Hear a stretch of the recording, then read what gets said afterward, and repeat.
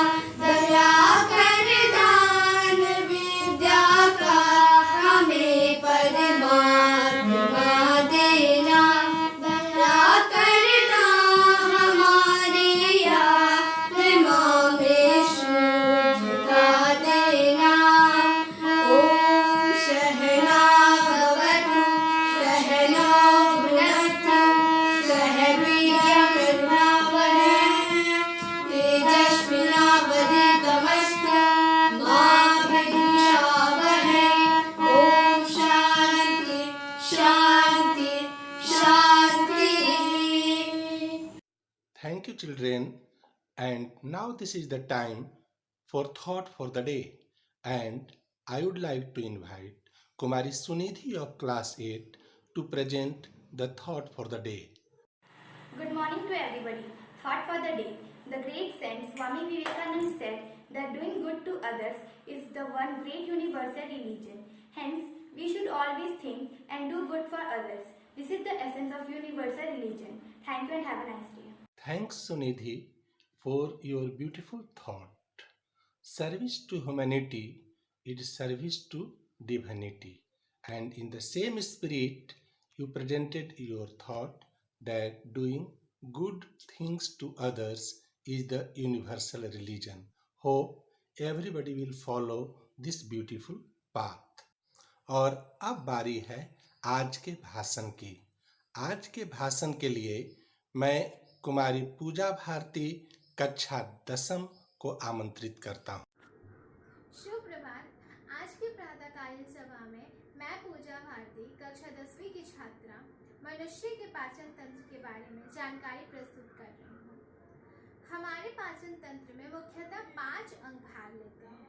यह है मुंह, जहां भोजन चबाया जाता है, और यही सैलिवरी ग्लैंड से सलाइवा निकलता है, जो हमारे आहार के स्टार्च को शुगर में बदल देता है।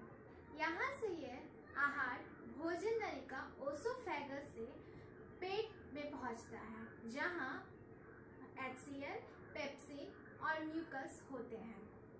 यहाँ से यह छोटी आंत में जाता है, जहाँ लीवर और पैंक्रियाज से ट्रिप्सिन एंजाइम पाचन करते हैं। यहाँ से यह बड़ी आंत में जाता है, जहाँ इसके जल का शोषण होता है। आशा है यह संक्षिप्त जानकारी आपको मनुष्य के पाचन तंत्र के बारे में विस्तृत जानकारी हेतु आकर्षित करेगी। Thanks, Pooja Bharti, for your beautiful speech on digestive system in human being. As you have explained that 5 major organs involved in the digestive system are mouth, esophagus, stomach, small intestine, and large intestine. Hope this will attract the listeners towards the digestive system and they will take keen interest in the study of digestive system. Thank you very much. कविता पाठ के लिए कुमारी कविता मिश्रा कक्षा 7 को आमंत्रित करता हूँ। कुमारी कविता मिश्रा। सुप्रभात, मैं कविता मिश्रा कक्षा 7वीं की छात्रा आप सभी के समक्ष हिंदी कविता लेकर प्रस्तुत हुई हूँ, जिसका शीर्षक है हम पंछी उन मुक्त गगन के, जिसे शिव मंगल सिंह सुमन ने लिखा है, जो कुछ इस प्रकार है। हम पंछी उन मुक्त गगन के पिंजर बंद न गा पाएंगे, कनक तीलियों से टकराकर पुलकित पंख टूट जाएंगे। हम बहता जल पीने वाले मर जाएंगे भूखे प्यासे, कहीं भली है कटुक निभोरी कनक कटोरी की मैदा से। स्वर्ण श्रृंखला के बंधन में अपनी गति उड़ान सब भूले, बस सपनों में देख रहे हैं तरु की फुनगी पर के झूले। ऐसे थे अरमान के उड़ते नीले नभ की सीमा पाने, लाल किरण सी चोंच खोल चुगते तारक अनार के दाने। होती सीमाहीन क्षितिज से इन पंखों की होड़ा होड़ी, या तो क्षितिज मिलन बन जाता या तंती सांसों की डोरी। निड ना दो चाहे टहनी का आश्रय छिन भिन कर डालो, लेकिन पंख दिए हैं तो आकुल उड़ान में विघ्न डालो। धन्यवाद। कविता आपने श्री शिव मंगल सिंह सुमन जी की बहुत ही मधुर कविता जो आज़ादी से प्रेरित है आपने प्रस्तुत किया। बहुत बहुत धन्यवाद। आज का शब्द के लिए कुमारी विद्या कक्षा 9 को आमंत्रित करता हूँ। आज का शब्द है जगत, जिसका अर्थ है संसार। मैं अपना शब्द पुनः सुनाती हूँ। आज का शब्द है जगत, जिसका अर्थ है संसार। धन्यवाद। धन्यवाद विद्या। समय है आज के सामुदायिक गीत की। मैं इसके लिए कुमारी आनंदिता मिश्रा, कुमारी कविता मिश्रा और कुमारी पल्लवी मिश्रा केंद्रीय विद्यालय मोतिहारी को आमंत्रित करता हूँ।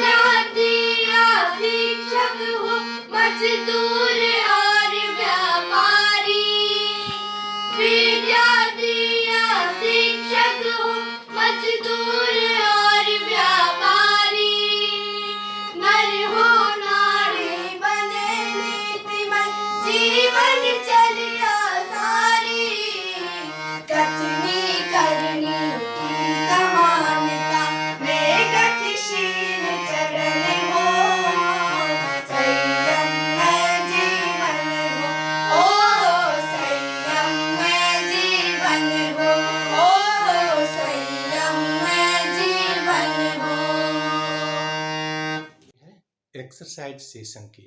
आज के एक्सरसाइज सेशन में क्लास 8 की दिव्या कुमारी आपके समक्ष प्रस्तुत करेंगे रस्सी कूद रोप स्कीपिंग। रोप स्कीपिंग फ्री स्टाइल में ये अपनी कला का प्रदर्शन करेंगी।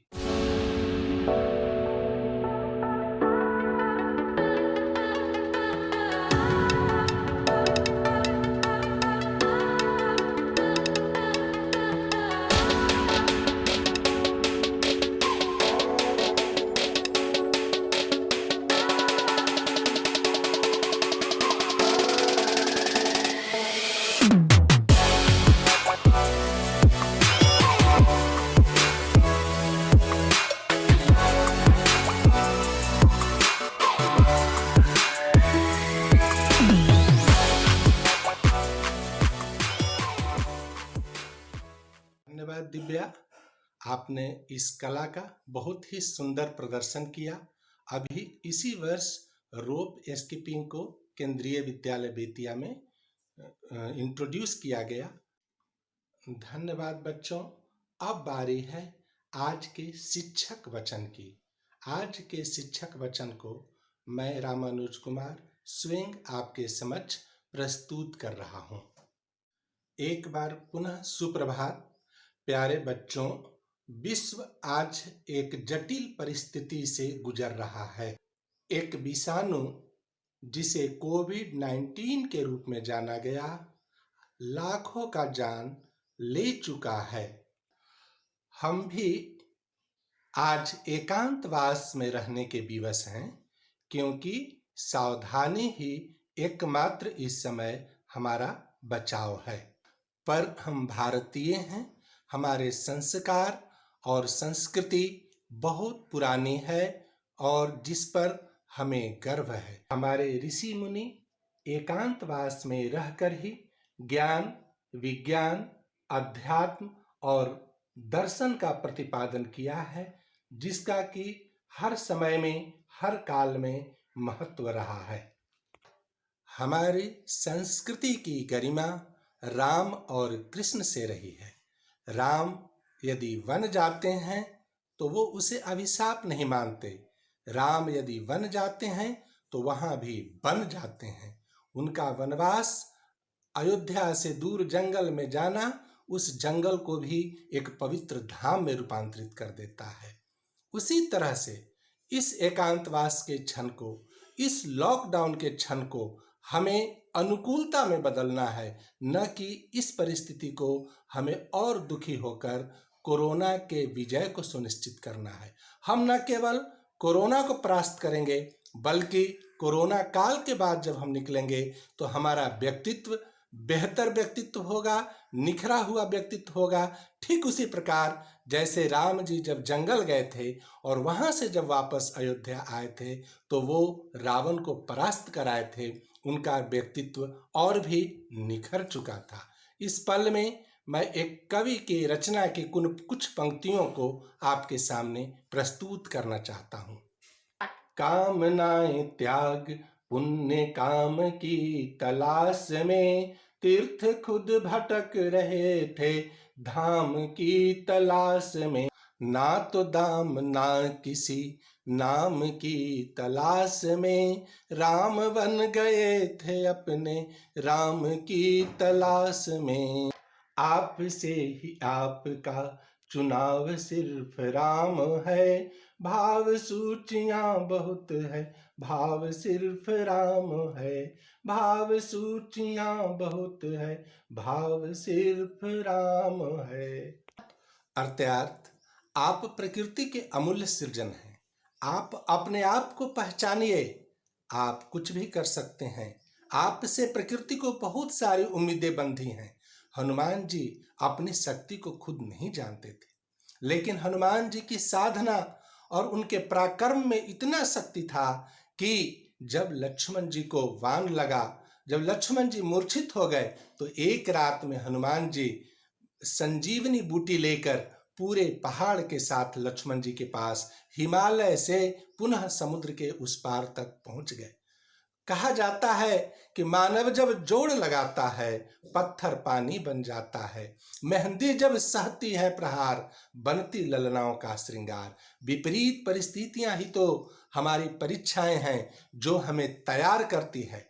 आज आपको तैयार होना है, ज्ञान में, विज्ञान में, अध्यात्म में, दर्शन में, ताकि आने वाला कल में यदि कोई और कोरोना वायरस की तरह वायरस आए तो इतना दिन हमें लॉकडाउन में नहीं रहना पड़े। आप जैसा वैज्ञानिक, आप जैसा ज्ञानी पल भर में इसका दवा ढूंढकर और संसार को रोग से, क्लेश से मुक्त कर दे।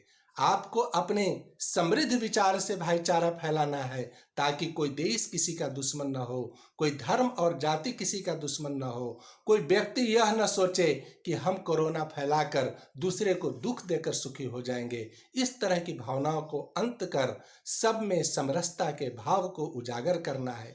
यह सब कौन करेगा? आप ही तो करेंगे।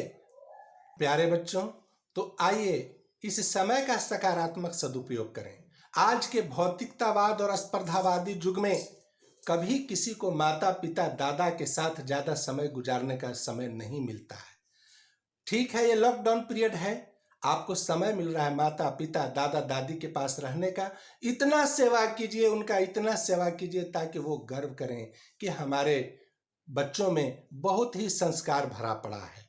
उनसे कुछ कहानियां सुनिए, कुछ अपने ग्रंथों का अध्ययन कीजिए। हमारे प्राचीन इतिहास, हमारी प्राचीन संस्कृति बहुत सारे ज्ञान से भरी पड़ी है, उसका अर्जन कीजिए। साथ में विषय वस्तु का अर्जन कीजिए। कुछ कला सीखिए। भोजन बनाने का कला भी एक विशेष कला है। कभी कभी आपको जीवन के क्षेत्र में कहीं अकेले रहना पड़ेगा और वहां पर भोजन बनाना नहीं आएगा, तो आज इस परिस्थिति को जो प्रतिकूलता सा दिख रहा है, इसे अनुकूलता में बदल दीजिए, ताकि इस लॉकडाउन के बाद आपका व्यक्तित्व एक निखरा हुआ व्यक्तित्व हो। तो आपके सुखद जीवन, मंगलमय जीवन, समृद्ध जीवन और उत्तम स्वास्थ्य की कामना के साथ आज मैं विदा लेता हूं। धन्यवाद। अब समय है आज के राष्ट्रगान का। आपसे प्रार्थना है कि आप जहां कहीं भी हैं, अपने स्थान पर सावधान में खड़े हो जाएंगे और राष्ट्रगान का गौरव करेंगे और गौरव के साथ आप भी गाएंगे। जन गण मन अधिनायक जय हे भारत भाग्य विधाता। पंजाब सिंध गुजरात मराठा द्राविड़ उत्कल बंगा। विंध्य हिमाचल यमुना गंगा उच्चल जलधि तरंगा। तब शुभ नामे जागे, तब शुभ आशीष मांगे। गाए तब जय गाथा। जन गण मंगलदायक जय हे भारत भाग्य विधाता। जय हे, जय हे, जय हे, जय जय जय जय हे। धन्यवाद श्रोताओं। तो यह एक छोटा सा अभिनव प्रयोग था, जिसके माध्यम से लॉकडाउन काल में भी प्रातःकालीन सभा को संचालित करने का एक प्रयोग किया जा रहा था। इसमें मैंने यह बल दिया कि जो विषय बच्चों को पढ़ाया जाए उसी से उनका भाषण तैयार किया जाए। साथ ही बच्चों को प्रेरित किया जाए कि वो प्रातः काल में उठें और पूर्व दिनचर्या की तरह ही वो राष्ट्रगान, प्रार्थना सब कुछ करें, ताकि उनका जीवनचर्या जो है वो पूर्व की भांति निरंतर चलता रहे। आशा है आपको यह कार्यक्रम पसंद आया होगा। आप अपनी टिप्पणी अवश्य दे सकते हैं। साथ ही इस कार्यक्रम को कैसे जारी रखा जाए, इसमें आप सहयोग भी कर सकते हैं। धन्यवाद।